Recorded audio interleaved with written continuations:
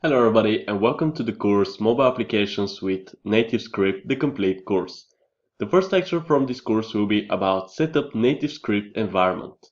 What we're going to see is how we can use Telerik App Builder, how we can set up our NativeScript CLI on Windows with Node.js, how we can set up Java and Android SDK, Genymotion, AVD or Android device.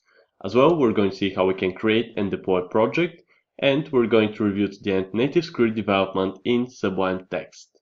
So using Telerik App Builder.